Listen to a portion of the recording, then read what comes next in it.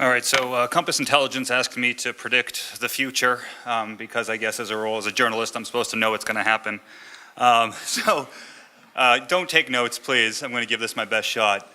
I think first let's look back at 2014, and if you looked at the tech headlines, it was easy to think it was the worst year ever because the FCC approved internet fast lanes that would fundamentally change the internet for, as one headline writer put it, the much, much, much worse. I edited that. Comcast was the consumerists' 2014 worst company in America, and it boldly tried to become worser, if that's a word, by acquiring Time Warner, itself a contender for that dubious distinction. And then there's Uber. Uber, the next big innovative tech company, it tried everything in its power to earn the 2015 title of worst company in America. We had Gamergate, Heartbleed, iCloud hack, Sony hack, Target hack, Home Depot hack, JP Morgan hack, Bengate, and the Amazon Fire Phone. It was an awful, awful year, certainly. But despite this, I believe actually it was a good year for lack of a better word, or at the very least a consequential year, which laid the groundwork for major changes that are going to portend good things for 2015. So if we're looking ahead to 2015, Microsoft, go to the next slide. Microsoft under Satya Nadella, he's completely reinventing the company from what Steve Ballmer called a devices and services company to a company based on the new CEO's words, Windows, Office 365, and Azure. To that end, he finally brought Office to the iPad, and then he brought it to everywhere else for free.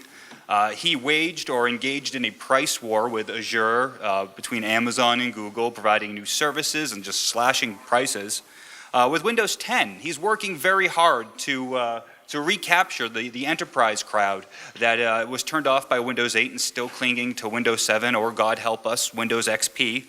And even on the hardware front, the Surface Pro 3, it's right here. This is my device of the year. It was a hit.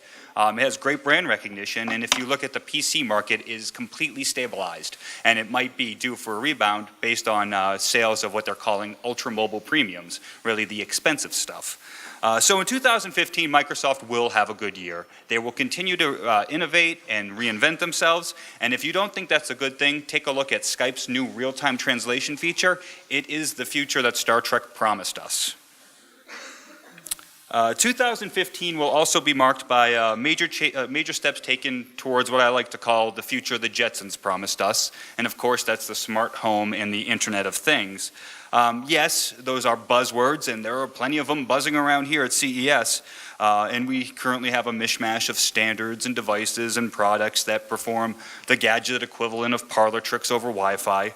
But while 2015 won't be the year of the Internet of Things, it will be a very important year in terms of putting the pieces in place. We'll see moves like from Apple with Apple HomeKit and Android Auto and Intel Edison and Android Wear and Xively and Samsung SmartThings. They're all major players committed to making the future happen, so the smart home is not one of these perpetually 4 or 5 year away technology advancements. The foundation's being laid, and it will continue to be laid in 2015. 2015, Apple's going to release a wearable. It will be the iWatch, and even though it won't functionally differ from the smartwatches from Samsung or LG or others, the tech press is going to say it's the greatest thing that ever happened. They're going to give it glowing reviews. I know they're my people.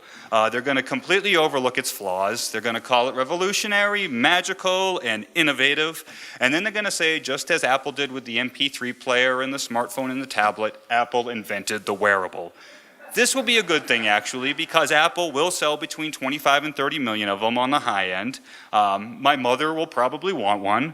And then we'll have a good answer to the question of why anyone needs a smartwatch. And that's because everybody else has a smartwatch. A couple more quick hit predictions.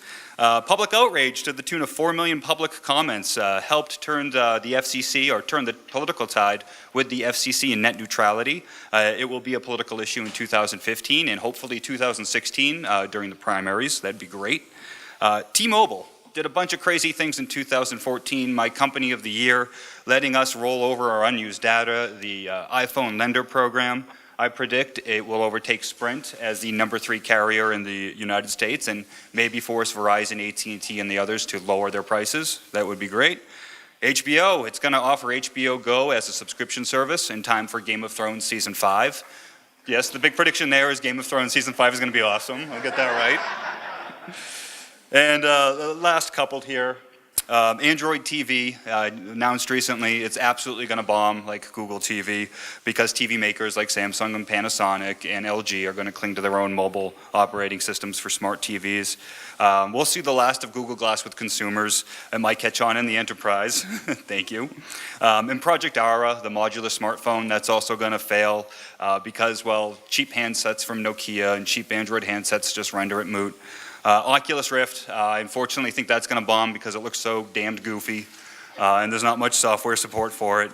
And lastly, everyone in the room will learn how to pronounce this company's name because it will flirt with 10% smartphone market share worldwide. It will be number 3 overall, and it will be within spitting distance of Apple by the end of the year. Another fan. I think it's Xiaomi or Xiaomi? Xiaomi?